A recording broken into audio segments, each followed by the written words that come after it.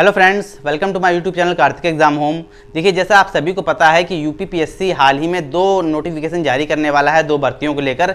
एक है अपर निजी सचिव, जो एपीएस की भर्ती है, अपर निजी सचिव जो बोलते हैं, जिसकी सचिवालय में पोस्टिंग होती है, और दूसरा है आरओ एआरओ मतलब समीक्षा अधिकारी और सहायक समीक्षा अधिकारी। देखिए, मैं आपके लिए वीडियो लेके आया हूँ आज अपर निजी सचिव की जानकारी को लेकर। अगर आप ये वीडियो देख लेते हैं तो इस भर्ती से जुड़ी जितनी भी जानकारी है वो सभी आपको मिल जाएंगी। देखिए, आप बहुत बड़े बड़े वीडियो देखते होंगे किसी भर्ती जब कोई भर्ती आती होगी, लेकिन फिर भी आपको हो सकता है समझ में ना आता हो। लेकिन आप ये वीडियो देख लीजिए, एक एक पॉइंट बिल्कुल बारीकी से मैंने बनाया हुआ है, तो बिल्कुल क्लियर हो जाएगा।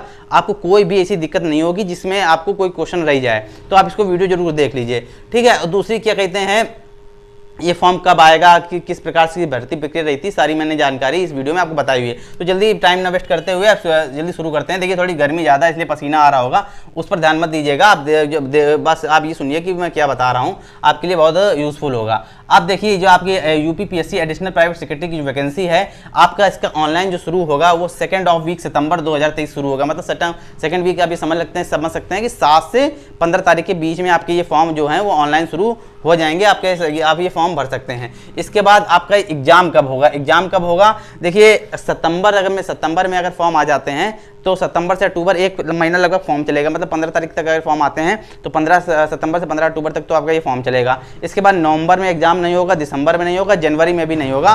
तो आपका जो एग्जाम है वो फरवरी माह में हो सकता है। आपका फरवरी माह में एग्जाम हो सकता है। देखिए, मैंने गोले इसलिए लगे हुए हैं कि मैंने अभी वीडियो बनाया था, लेकिन वीडियो थोड़ा सा गलत हो गया था, लाइट चली गई तो बंद हो गया था। तो इसलिए मैंने थोड़ा सा दोबारा से वीडियो बना रहा हूँ, इसलिए सर्किल ऑलरेडी फिल हैं। तो फरवरी में आपका लगभग एग्जाम हो जाएगा। तो आपके पास अच्छा खासा समय है तैयारी करने का। अगर आप ये भर्ती में फॉर्म डालते हैं, जैसे इस भर्ती में अप्लाई करते हैं और आप क्या कहते हैं एक्साइटेड हैं इस भर्ती को क्लियर करने के लिए, तो आपको फरवरी में आपको एग्जाम होगा। तो आपको अच्छा खासा टाइम है।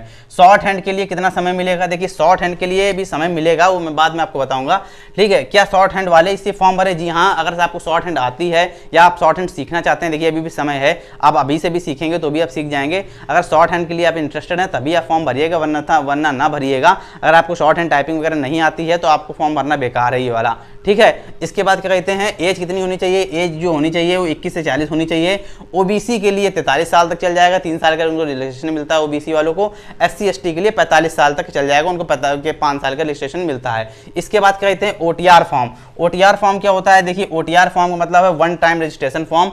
वन टाइम रजिस्ट्रेशन का मतलब है, अगर आप देखिए यूपीपीएससी ने पिछले साल जारी किया था ओटीआर रजिस्ट्रेशन। अगर आपने ओटीआर रजिस्ट्रेशन नहीं किया है, मतलब यूपीपीएससी एक बार रजिस्ट्रेशन आपका मांगता है, पूरा आपका शेड्यूल मांगता है कि आपका नाम क्या है, पिताजी का नाम क्या है, माता का नाम, डीओबी कैटेगरी, फोटो साइंस सब मांगता है। आप ओटीआर फॉर्म भर देते हैं तो कोई भी यूपीपीएससी की वैकेंसी आती है तो डायरेक्ट आपसे सीधा फीस पेड करा लेगा। ज़्यादा फॉर्म भरने की आवश्यकता नहीं है। बिना ओटीआर का फॉर्म भरे आप किसी भी भर्ती यूपीपीएससी किसी भर्ती का फॉर्म आप नहीं भर सकते हैं, ठीक है ना।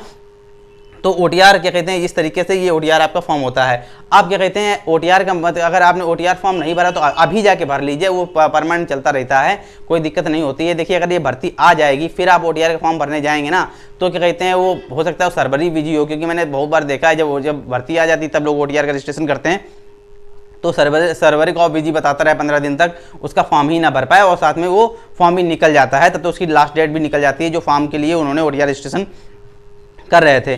आप क्या कहते हैं, जब आप ओटीआर रजिस्ट्रेशन करते हैं, मान लीजिए अगर आपका ओटीआर रजिस्ट्रेशन हो भी जाता है, भर्ती के टाइम पर हो जाता है, मान लीजिए नोटिफिकेशन आ गया था, आप ओटीआर रजिस्ट्रेशन करने गए हैं, तब आपको हो भी जाता है अगर ओटीआर रजिस्ट्रेशन, उसके 72 घंटे बाद ही आप ये फॉर्म भर सकते हैं। 3 दिन का समय लेता है ओटीआर रजिस्ट्रेशन वेरीफाई होने में, ये आप समझ के चलिए। तो ओटीआर अभी आपने नहीं भरा तो भर लीजिए जाके, आपके लिए बहुत जरूरी रहेगा। आगे बात करते हैं इस भर्ती को लेकर, योग्यता क्या होनी चाहिए। देखिए, आपको योग्यता में आपको ग्रेजुएशन होनी चाहिए, BA BSc BCom BCA BTech आपने जो भी कर रखा हो सब चलेगा, ठीक है। इसके बाद ग्रेजुएशन होना चाहिए। इसके बाद में आपका ट्रिपल सी होना चाहिए।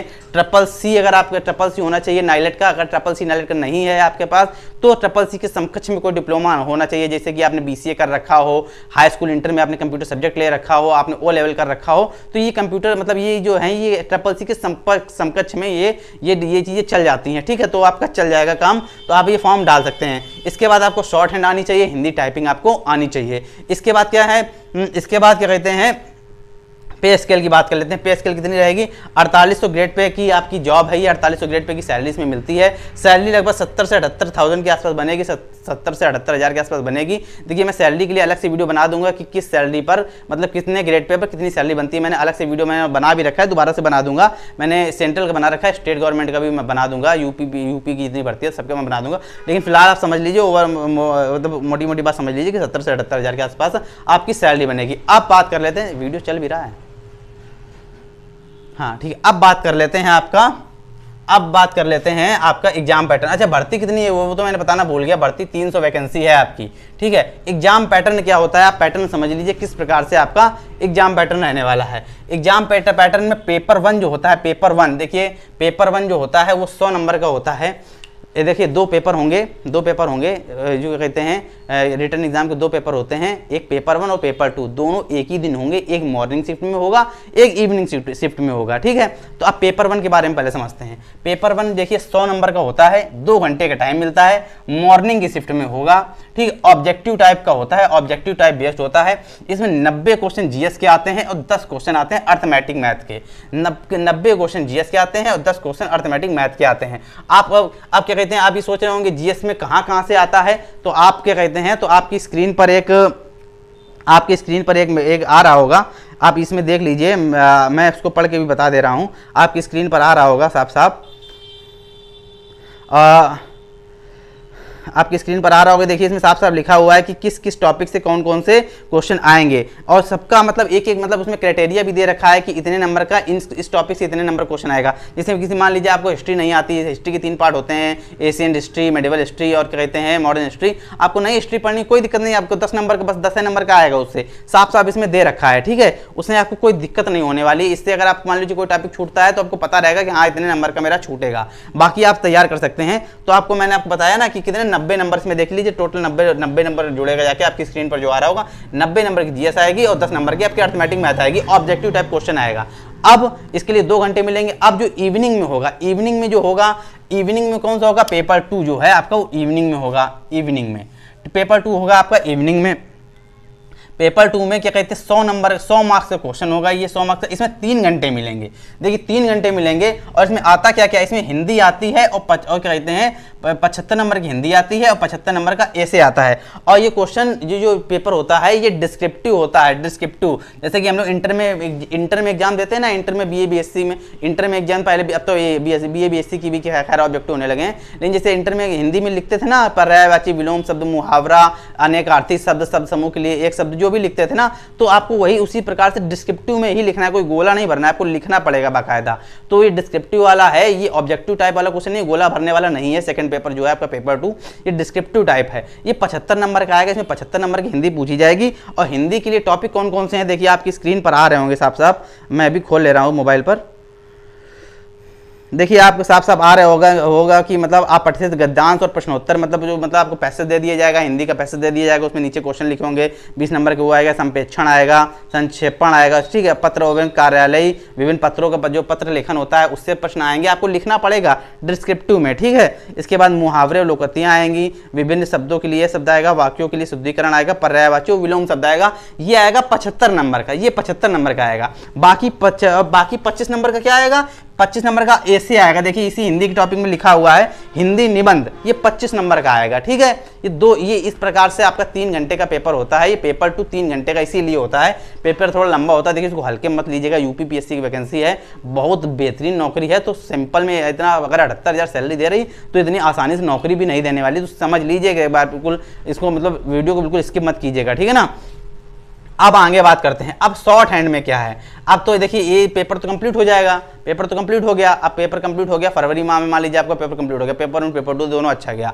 अब आपके लिए शॉर्ट हैंड के लिए कितना समय मिलेगा, शॉर्ट हैंड के लिए तो आप ये मान के चलिए फरवरी में कंप्लीट होता है, मई, मार्च और अप्रैल तो छोड़ ही दीजिए, मई या जून में आपका शॉर्ट हैंड कराया जाएगा, मई या जून। अब पेपर 3 और पेपर 4 की बात कर लेते हैं। मैं बता रहा हूँ मई या जून में आपका कराया जाएगा। तो अभी सितंबर चल रहा है, आपके पास अच्छा खासा समय है, आपके पास बहुत अच्छा खासा समय। शायद वीडियो बंद हो गया, मैं चेक कर ले रहा हूँ।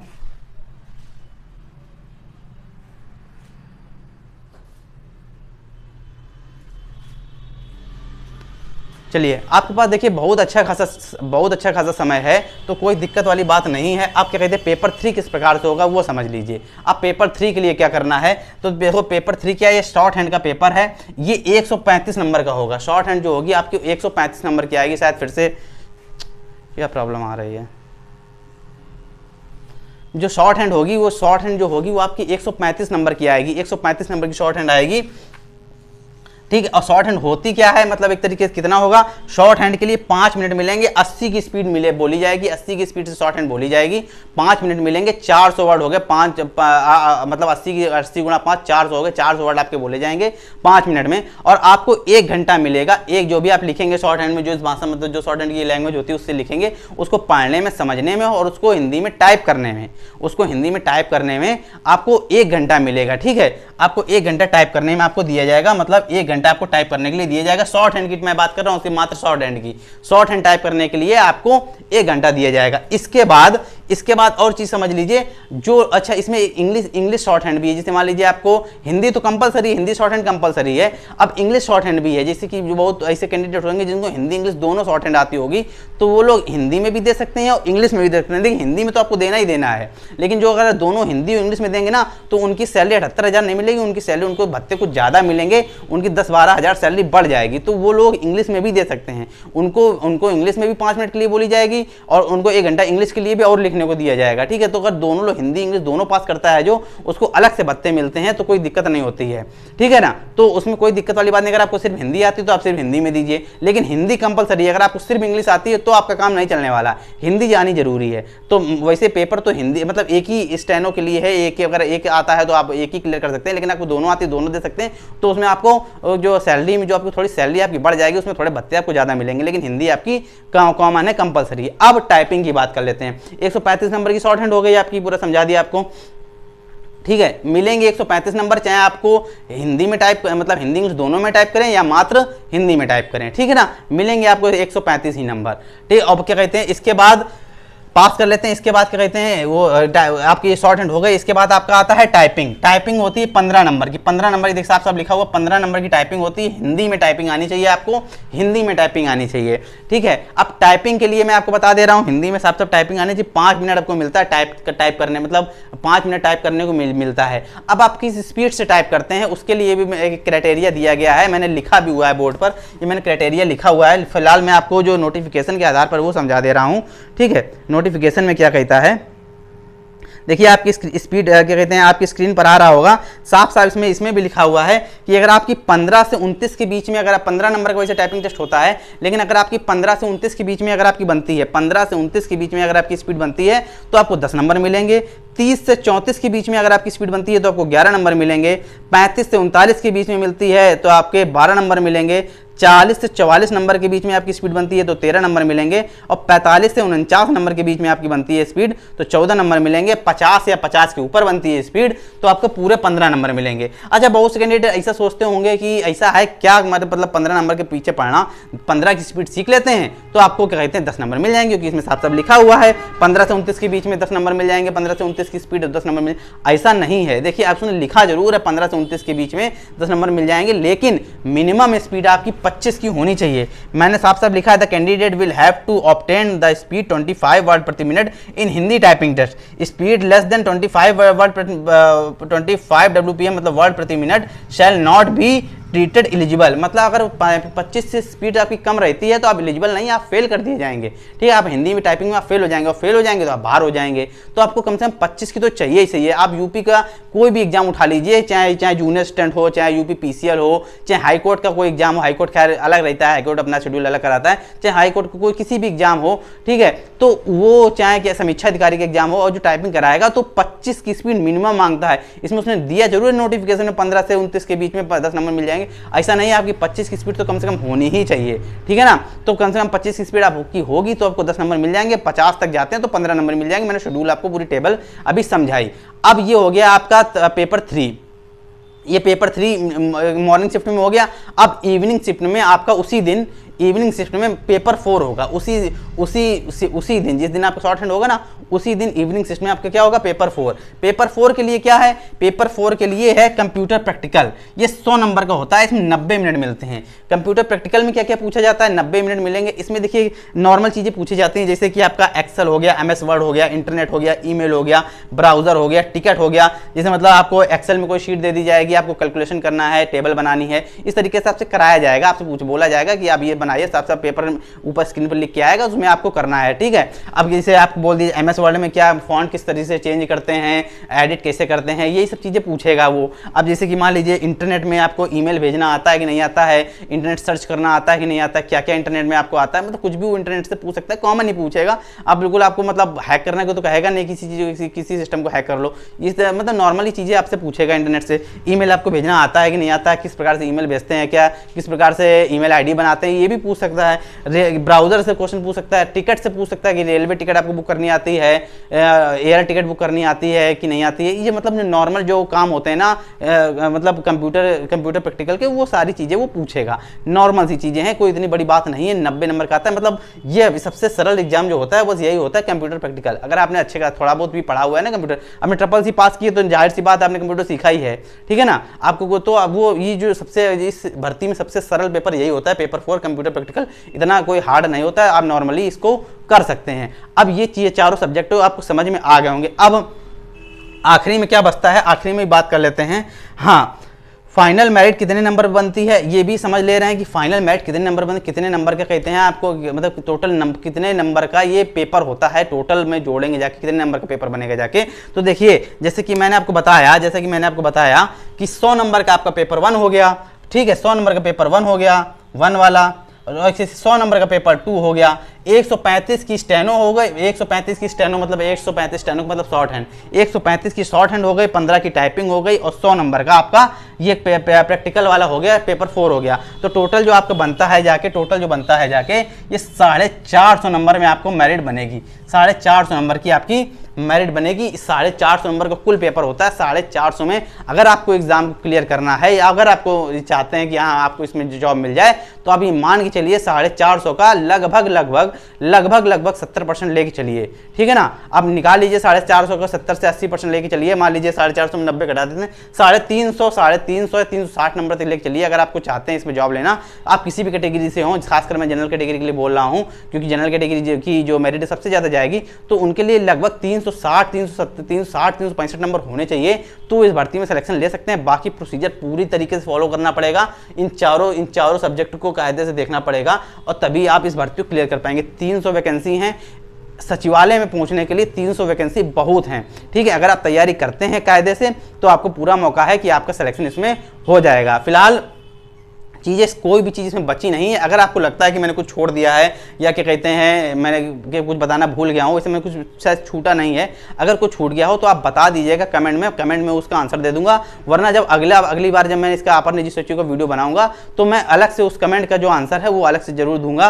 क्या कहते हैं, वैसे अभी जब भर्ती आएगी तो पूरे किस प्रकार से फॉर्म भरना है, क्या कोई गलती नहीं करनी है, इसका भी मैं अलग से वीडियो भी बनाऊंगा, ठीक है। तो आप इस चैनल से जुड़े रहिए, और इस भर्ती से जुड़ी जितनी भी तैयारियां हैं वो भी कराई जाएगी, खासकर जीएस को लेकर। तो इस भर्ती के इस चैनल से जुड़े रहिए, बाकी सारी जानकारी आपको मिलती रहेगी। फिलहाल सरकारी नौकरी से जुड़ी जितनी भी अपडेट हैं वो समय पर आपको मिलती रहती हैं। अगर ये आज की भर्ती में, आज की वीडियो में इतना ही था, इसी भर्ती के बारे में बताना था। अगर आज की वीडियो आपको अच्छी लगी है तो वीडियो को लाइक करिएगा, चैनल को सब्सक्राइब नहीं किया तो सब्सक्राइब भी करिएगा, और साथ ही साथ इस वीडियो को शेयर भी कर दीजिएगा। जो लोग इस भर्ती को, इस फॉर्म को भरना चाहते हैं, इस फॉर्म के लिए इंटरेस्टेड हैं, तो इनको शेयर जरूर कर दीजिएगा। फिलहाल आज की वीडियो में इतना ही। Thank you.